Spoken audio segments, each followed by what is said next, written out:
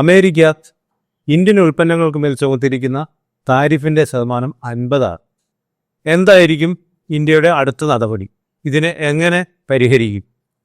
ഇതിനെപ്പറ്റി സംസാരിക്കുന്നു ശ്രീ മാത്യു സമൽഷ. എന്താണ് ഇനിയുള്ള മുന്നോട്ടുള്ള ഇന്ത്യയുടെ നടപടികൾ? വളരെ സിമ്പിളായിട്ട് പറയാം. ഇപ്പം അടുത്ത് തന്നെ ഇപ്പം കേരളത്തിലുണ്ടായ ഒരു ഡെവലപ്മെൻറ്റ്, അതായത് 50% ടാരിഫ് എക്സിക്യൂട്ടീവ് ഓർഡർ സൈൻ ചെയ്തു കഴിഞ്ഞ 2 ദിവസം മുമ്പ്. സാബു ജേക്കബ് അമേരിക്കയുമായിട്ട് 91% അദ്ദേഹത്തിൻ്റെ പ്രോഡക്റ്റ് ലിറ്റിൽ സ്റ്റാർ അമേരിക്കൻ മാർക്കറ്റാണ്. അവർ കേരളത്തിലുണ്ട്, തെലുങ്കാനയിലുണ്ട്, ആന്ധ്രയിലോട്ട് തുടങ്ങാൻ പ്ലാന്റ് പോകാൻ അവിടുത്തെ സർക്കാർ വലിയ ഫെസിലിറ്റേറ്റ് ചെയ്ത് സ്ഥലമെല്ലാം ഫ്രീ ആയിട്ട് കൊടുത്ത് കൊണ്ടുപോകാൻ പോയി. ഇപ്പം അദ്ദേഹത്തിന് അനൗൺസ്മെൻറ്റ് വന്നു, അവിടെ തുടങ്ങുന്നില്ല, കാരണം അൺസർട്ടനിറ്റി. പിന്നീട് രണ്ടാമത്തെ കൂടുള്ള സ്റ്റേറ്റ്മെൻറ്റ്, അവിടെയുള്ള അയാളെ കൂടെ ചെയ്യുന്ന ജോലിക്കാരെ പിരിച്ചു വിടേണ്ടി വരും. സിമ്പിളായത്. ഇത് നമ്മളിത് റോക്കറ്റ് സയൻസ് ഒന്നുമല്ല, ഇതൊന്നും റോക്കറ്റ് സയൻസ് അല്ല. ഇതൊക്കെ ചുമ്മാ അത് ബ്ലണ്ടർ അടിച്ച് വിടുവാണ് മറ്റ് പല ആൾക്കാരും കാര്യങ്ങൾ അറിയാതെ. ഇന്ത്യ ശരിക്കും ബാധിക്കും. അത് തന്നെ പ്രധാനമന്ത്രി പറഞ്ഞത് ഇന്നത്തെ സ്റ്റേറ്റ്മെന്റ്. ഈ സാബു ജേക്കബിനെ മാത്രമാണോ കേരളത്തിൽ ബാധിക്കുക? കേരളത്തിന്റെ സ്പൈസസ് യൂറോപ്പിലുമുണ്ട്, അമേരിക്കയിലുണ്ട്. പക്ഷേ വലിയ മാർക്കറ്റ് യൂറോപ്പ്. നമ്മുടെ സിന്തായിട്ട് മറ്റുള്ള സ്പൈസസ് ഉണ്ടാക്കി അയക്കുന്നവര്, കർഷകര്, ഇവരൊക്കെ ബാധിക്കും. കേരളത്തിലെ ചെമ്മീൻ കൃഷി, കാരണം ഫിഷർമാനെ ബാധിക്കും. ഇതൊക്കെ ആൾക്കാരുണ്ടാക്കി വിടുന്ന ഒരു ബ്ലണ്ടർ കഥകളാണ്. അമേരിക്കയെ പാഠം പഠിപ്പിക്കും, ചൈനയെ പാഠം പഠിപ്പിക്കും, പാകിസ്ഥാനെ ഈ പറയുന്ന കാര്യം അമേരിക്കയെ പാഠം പഠിപ്പിക്കാനൊന്നും ഇന്ത്യ ആയിട്ടില്ല. ചൈനയെ കൊണ്ട് പറ്റും അമേരിക്ക പാഠം പഠിപ്പിക്കാൻ. അത് നേരത്തെ കാണിച്ചു കൊടുത്തു. ബ്രസീലിനെ കൊണ്ട് നടക്കില്ല. ബ്രസീലിയൻ കോഫിയുമായിട്ട് ബന്ധപ്പെട്ട് കേരളത്തിലെ ആൾക്കാർ സോഷ്യൽ മീഡിയയിൽ ഒരു പോസ്റ്റ് ഇടുന്നു. അമേരിക്ക എന്താ ചെയ്തതെന്നറിയൂ? ബ്രസീലിയൻ കോഫിക്ക് താരിഫില്ല. ബ്രസീലിയൻ കോഫിക്ക് താരിഫ് കൊടുത്തു. കാരണം അമേരിക്കയ്ക്ക് ആവശ്യം ഇന്ത്യൻ കോഫിക്ക് താരിഫുണ്ട്. ഇന്ത്യൻ കോഫി എന്ന് കൂടുതലായിട്ട് അമേരിക്ക വളരെ കുറച്ചേ ഉള്ളൂ. ആ കൂർഗിന്നും ആ പറയുന്ന ഭാഗത്തുനിന്ന് വളരെ കുറച്ചായിട്ട് ഇന്ത്യൻ കോഫി പോകുന്നുള്ളൂ. പക്ഷേ അമേരിക്ക അതേപോലെ അവർക്ക് വേറെ മാർക്കറ്റുണ്ട്. കൊളംബിയ, പെറു, വിയറ്റ്നാം, ഇതൊക്കെ കോഫി അറബിക്ക എന്ന് പറഞ്ഞ ആ സാധനത്തിൻ്റെ മാർക്കറ്റാ. അവർക്ക് കൂടുതൽ കിട്ടും. കാരണം ചൈന പോലെ അവസാനം സറണ്ടർ ചെയ്ത് 30% കൊണ്ടുവന്നു. ഫർദർ ഇത് ടോക്ക് നടത്തി അവർ നെഗോഷിയേറ്റ് ചെയ്യും. കാരണം അവരുടെ 450 ബില്യനാണ് അവർ പോകുന്നത്. ഇപ്പം ഞാനൊരു കാര്യം പറയാം രമേശിനോട്. ഇപ്പം അമേരിക്കയിൽ ഈ വാൾമാർട്ട് അല്ലെങ്കിൽ കോസ്റ്റ്കോ, അവിടെ വലിയ ഹൈപ്പർ മാർക്കറ്റ് നമ്മൾ പോകുമ്പോൾ സത്യം പറഞ്ഞാൽ അവിടെ ഈ കോസ്റ്റ്കോയിലൊക്കെ ഇന്ത്യൻ പ്രോഡക്റ്റ്, മലബാർ പൊറോട്ടയൊക്കെ ഞാൻ കണ്ടിട്ടുണ്ട്. വാൾമാർട്ടിൽ ഇവിടെ ഒക്കെ ഉണ്ട് ഈ സാധനം. കേരളത്തിൽ വരുന്ന സാധനം ഇതൊക്കെ ഇന്ത്യൻ സ്പൈസസ് ഇതൊക്കെ ഉണ്ട് അവിടെ. ഇന്ത്യയിൽ നിന്ന് പോകുന്ന വസ്ത്രങ്ങൾ, അതായത് കോയമ്പത്തൂർ, തിരുപ്പൂർ, കപൂർത്തല, ഇവിടുന്നൊക്കെ പോകുന്ന സാധനങ്ങൾ അവിടുത്തെ വേറെ പേരിലാണ് പോകുന്നത്. അപ്പം ഇവർക്ക് ഈ അമേരിക്കൻ മാർക്കറ്റ് പോയി കഴിഞ്ഞാൽ ഈ പറയുന്ന അത്രമാത്രം ഒന്നും ഇവർക്കൊന്നും വലുതായിട്ട് യൂറോപ്യൻ മാർക്കറ്റ് ഇല്ല. ആദ്യത്തെ പ്രധാനപ്പെട്ട പോയിന്റ് ഇത്. അതുകൊണ്ടല്ലേ അമേരിക്കയ്ക്ക് ഇന്ത്യൻ പ്രോഡക്റ്റ് തന്നെ 80 ബില്യൺ എന്ന് പറയുന്നത്. കാരണം അമേരിക്കൻ മാർക്കറ്റിനെ ഡിപ്പെൻഡ് ചെയ്യുന്നതാണ് ഈ പറയുന്ന പല ഇന്ത്യൻ പ്രോഡക്റ്റുകൾ, അതായത് എക്സ്പോർട്ടേഴ്സ്. അതിനകത്ത് ഗാർമെൻ്റ് ഉണ്ട്, സീ ഫുഡ് ഉണ്ട്, ജനറിക് മെഡിസിൻ. ഈ ജനറിക് മെഡിസിൻ എന്ന് പറഞ്ഞാൽ ഇവർക്ക് അവർക്ക് പ്രശ്നം ഉണ്ടായി 25% ഉണ്ടെങ്കിൽ പോലും അവർക്ക് ഇവിടെ പിടിച്ചിരിക്കാൻ പറ്റത്തില്ല. പറ്റത്തില്ല. കാരണം ഇവരുടെ മാർജിൻ ഇതെല്ലാം പബ്ലിക് ഡോക്യുമെന്റാണ്. കാരണം എക്സ്പോർട്ടുമായി ബന്ധപ്പെട്ട് ഇവർക്കൊന്നും മറച്ചു വെക്കാൻ പറ്റത്തില്ല. കാരണം ഇതെല്ലാം ഇവർ ടാക്സുമായിട്ട് പേ ചെയ്തുകൊണ്ടിരിക്കുകയാണ്. കള്ളത്തിൽ ഒരു പരിപാടിയും നടക്കത്തില്ല. ഇത് യാഥാർത്ഥ്യമാണ്, നിലവിലുള്ള യാഥാർത്ഥ്യമാണ്. യാഥാർത്ഥ്യമാണ്. ഇതിനെതിരെ ഉള്ള പ്രവർത്തനമാണോ മോദിയുടെ ചൈന സന്ദർശനം? അതൊരു പരിഹാരമാണോ? ചൈന സന്ദർശനം ഒരു പരിഹാരമൊന്നുമല്ല. ചൈന സന്ദർശനം എന്ന് പറയുന്നത് ബേസിക്കലി ഇതേപോലെ പാകിസ്ഥാനെ ഇനിയും ചൈന സഹായിക്കരുത്. ഇതാണ് മോദിയുടെ ചൈന സന്ദർശനം കൊണ്ട് ഉദ്ദേശിക്കുന്നത്.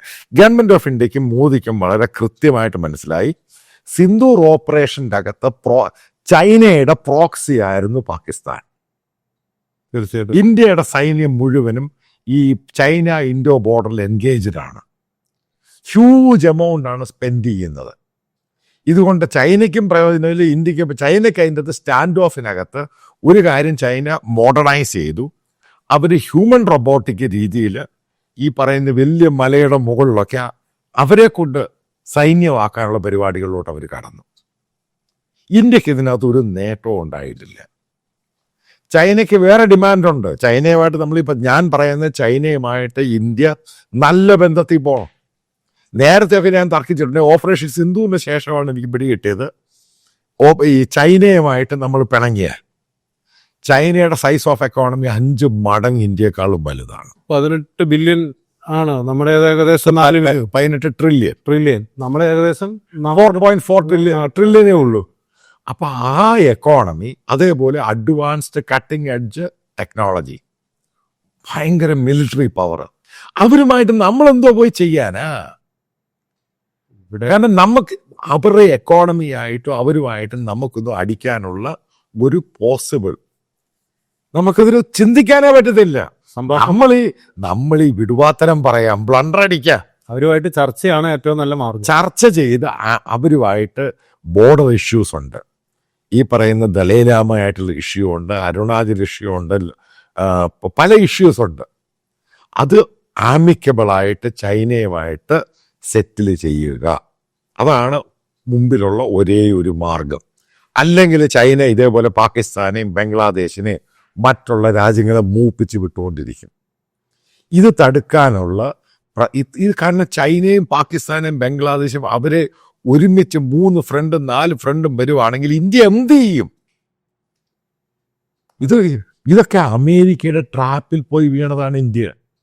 കാരണം നേരത്തെ ചൈനയുടെ അതിൻ്റെ പ്രസിഡന്റ് ചെന്നൈ വന്നു കഴിഞ്ഞപ്പോൾ അദ്ദേഹം ഒരു സജഷൻ പറഞ്ഞു.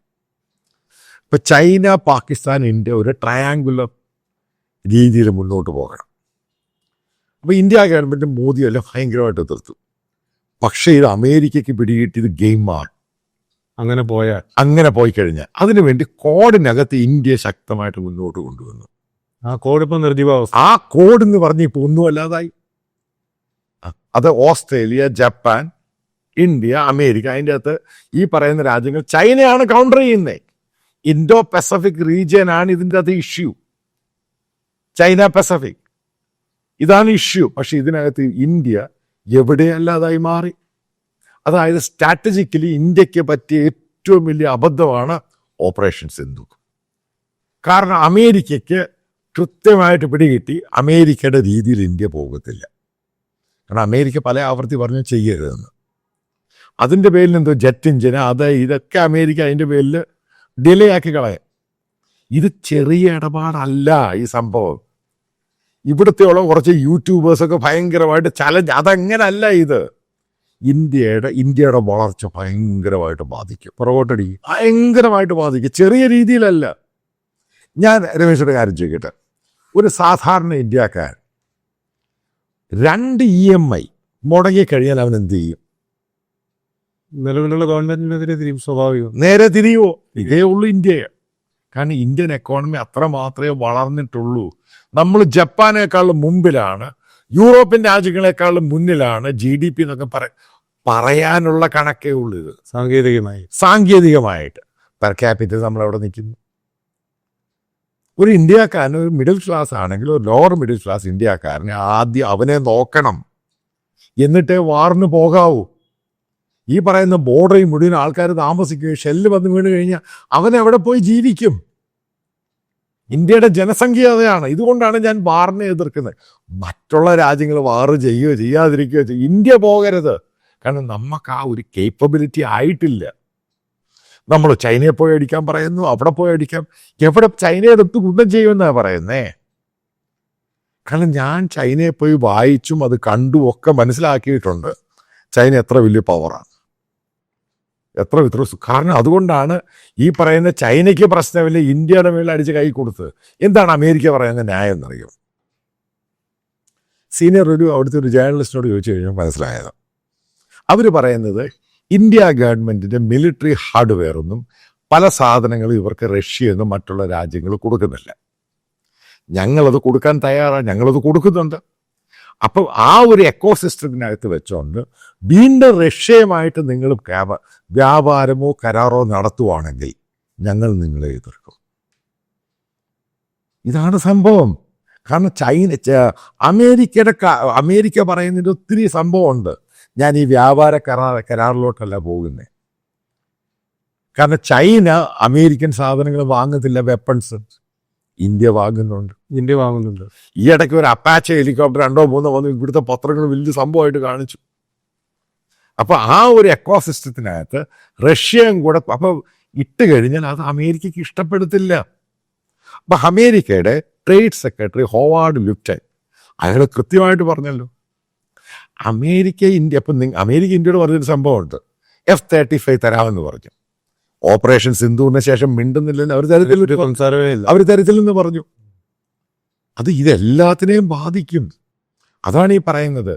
പിന്നെ അമേരിക്കയുടെ ഒരു ധാരണയുണ്ട് അവർ വെച്ചിരിക്കുന്നത്, ലോകത്ത് എവിടെയും പോയി ബോംബ് ചെയ്യാൻ അവനെ കൊണ്ട് പറ്റും, ശേഷിയുണ്ട്.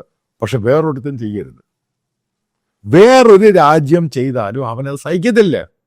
ഇതാണ് ഇതിന്റെ ഇഷ്യൂ. അപ്രമാദിത്വം തകരുമെന്നുള്ള ഉറപ്പായിട്ടും ഇത് ഡോമിനേറ്റഡ് ആയിട്ടൊരു പവറാണ് അമേരിക്ക. ഇപ്പം വേറെ അവിടുത്തെ ഒരു സീനിയർ ആയിട്ടുള്ള ഒരാളിനോട് ചോദിച്ചൊരു സംഭവമുണ്ട്. ഇന്ത്യയുടെ അയൽ രാജ്യമാണ് ബംഗ്ലാദേശ്. അവിടെ ഹിന്ദുക്കളെ അറ്റാക്ക് ചെയ്തു. എന്തിനാണ് ഇന്ത്യൻ പ്രധാനമന്ത്രി അമേരിക്കൻ പ്രസിഡന്റിന്റെ കാലെ പിടിച്ച് ഹിന്ദുക്കളെ രക്ഷിക്കാൻ പറയുന്ന പുള്ളിക്ക് നേരിട്ട് ചെയ്തുകൂടെ? ഇതാണ് ഈ അമേരിക്കൻ പവർ എന്ന് പറയുന്നത്. കാരണം അമേരിക്ക അവസാനം ട്രംപ് വന്നു, അവർക്കെതിരെ ടാരിഫ് കൊണ്ടുവന്നു, അവരുടെ ആ കേസുകൾ രജിസ്റ്റർ ചെയ്തു, ഹിന്ദുക്കളെ സേഫ് ആക്കി. നമ്മൾ ചിന്തിക്കേണ്ടത് അതാ, ഈ പൊട്ടത്തരമല്ല ഈ പറയേണ്ടത്. നമ്മൾ ഈ അമേരിക്കയും ചൈനയെ പോലും ഒന്നും ആയിട്ടില്ല. ഇതൊക്കെ നമ്മൾ പറയാം, വളർന്നുകൊണ്ടിരിക്കുന്ന രാജ്യമാണ് അത്ര തന്നെ. എന്തുകൊണ്ടാണ് യൂറോപ്യൻ രാജ്യങ്ങൾ പോയി അമേരിക്കയുടെ കാലയെ പിടിച്ചിട്ട് ഇത്രയും യൂറോപ്യൻ രാജ്യങ്ങൾ ഒരുമിച്ച്, ഒരു രാജ്യമല്ല, എല്ലാവരും കൂടി ഒരുമിച്ചിട്ട് പോയി അവരെന്തൊക്കെ വീരവാദവും മുടക്കിയത്. ട്രംപിനെ പഠിപ്പിക്കും, ട്രംപിനെ കാണിക്കും, അവസാനം പോയി കാലയെ പിടിച്ചിട്ട് അവരുടെ അമേരിക്കൻ പ്രോഡക്റ്റിന് അവിടെ 10%, അമേരിക്കന്ന് യൂറോപ്പിൽ പോകുന്ന പ്രോഡക്റ്റിന് 0 ടാരിഫ്. ഈ യൂറോപ്യൻ രാജ്യങ്ങളുടെ എക്കോണമിക്കും പ്രശ്നമാണ്. ഞാൻ അതിലോട്ടൊന്നുമല്ല പോകുന്നത്. ഞാൻ ഈ അമേരിക്കയുടെ കാലം പിടിക്കുന്ന സംഭവമൊന്നുമല്ല, അതൊന്നുമല്ല ഞാൻ ഈ പറയുന്നത്. നമ്മൾ മനസ്സിലാക്കേണ്ട പ്രധാനപ്പെട്ട പോയിന്റ്, നമ്മൾ അമേരിക്കയോ ചൈനയോ ചലഞ്ച് ചെയ്യാനായിട്ടില്ല. അതൊരു യാഥാർത്ഥ്യമാണ്, ഒരു വലിയ സത്യമാണ്. ആ സത്യം ആദ്യം മനസ്സിലാക്കുക. നമ്മളെന്ന് പറയുന്ന ഒരു ഗ്രോയിങ് നേഷനാണ്, ഗ്രോയിങ് എക്കോണമിയാണ്. അതായത് ഒരു 10 മാസം 8 മാസം 9 മാസമൊക്കെ പ്രായമായ ഒരു കുട്ടിയെ, അതായത് പ്രസവിക്കാനുള്ള ആ പരുവത്തിൽ നിൽക്കുന്ന ഒരു രാജ്യമാണ്, ഇമ്മച്വേർഡാണ്. അല്ലെങ്കിൽ ഓടിക്കൊണ്ടിരിക്കുന്ന ഒരു കാർ, ആ കാറിന്റെ ഒരു ഭാഗത്തെ ടയറിന്റെ കാറ്റ് ഊരി വിട്ടാൽ എങ്ങനെ ഇരിക്കും? സിമ്പിളായിട്ട് പറയും, ഓടിക്കൊണ്ടിരിക്കുന്ന കാർ, അതിന്റെ കാറിന്റെ ടയറിന്റെ കാറ്റ് ഊരി വിട്ടു, പിന്നെ കാർ എങ്ങനെ പോകും? ഇതാണ് 50% ടാരിഫ്, 25% ടാരിഫ് എന്ന് പറയുന്നത്. അത് സിമ്പിളായിട്ട് മനസ്സിലാക്കുക. അതേപോലെ അമേരിക്ക ഈ പറയുന്ന പല കമ്പനികൾ, ഇതുവരെ പലരും ഇപ്പം ദുബായിലോട്ടും വിയറ്റ്നാമിലോട്ടും ഇന്ത്യയിൽ നിന്ന് പോകാൻ തീരുമാനിക്കുന്നത്. എന്തുകൊണ്ടാണ് തീരുമാനിക്കുന്നേ?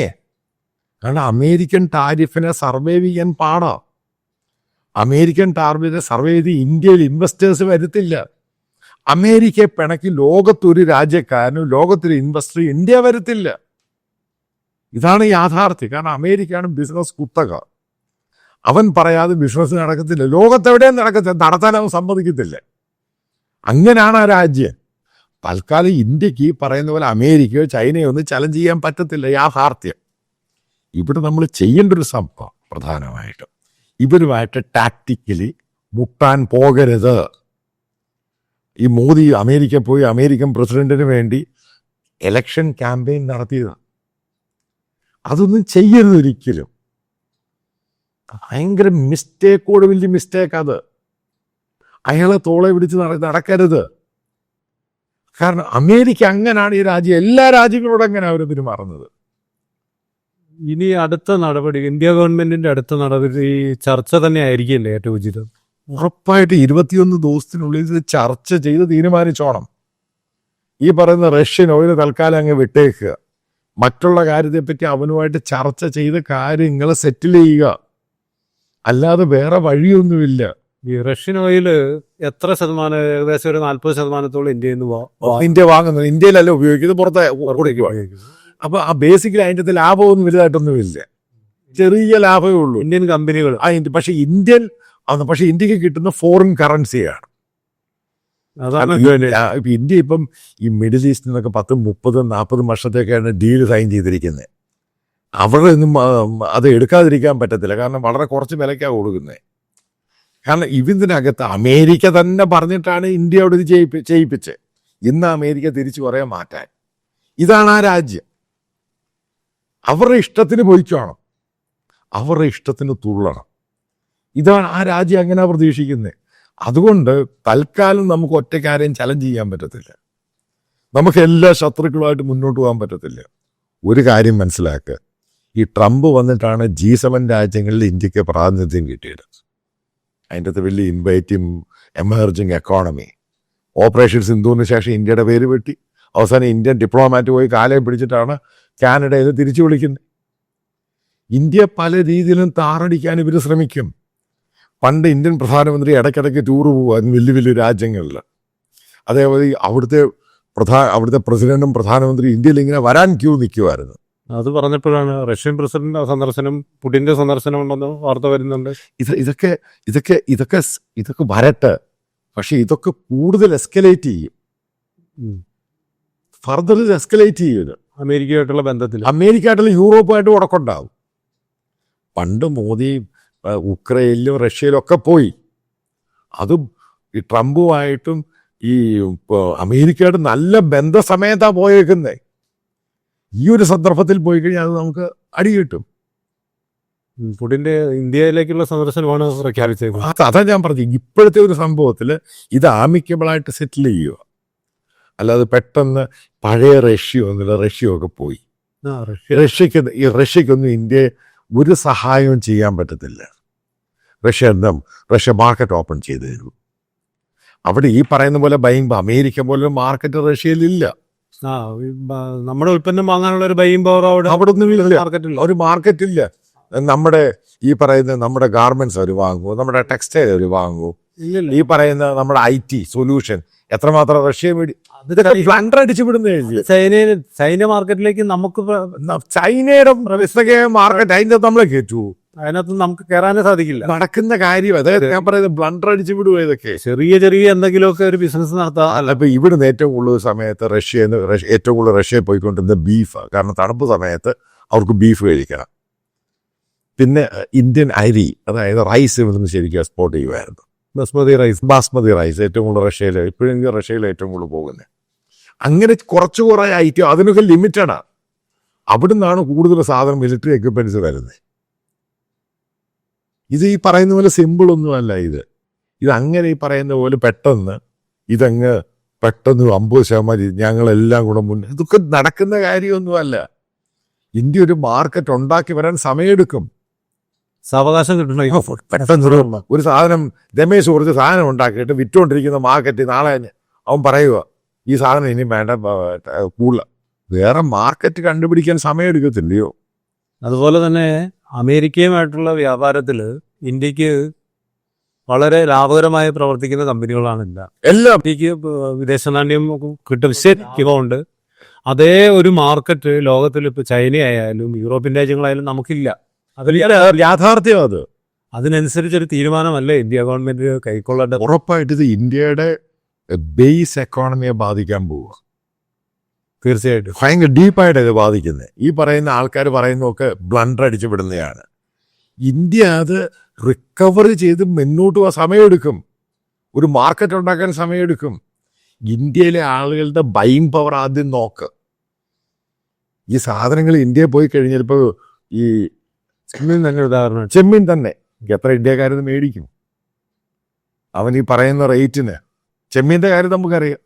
ഏറ്റവും മോശമായ ചെമ്മീനാണ് നമുക്കൊക്കെ നാട്ടിൽ കിട്ടുന്നത്. നല്ല ക്വാളിറ്റി ഭയങ്കര വിലയായത്. അതെ, തീർച്ചയായും. അത് മേടിക്കുന്നില്ല, അവനല്ലേ മേടിക്കുന്നേ. അപ്പം ഇതൊക്കെ അല്ലെങ്കിൽ 5 സ്റ്റാർ ഹോട്ടലിൽ പോയി മേടിച്ചോണം, അതേ വില കൊടുത്തോണം.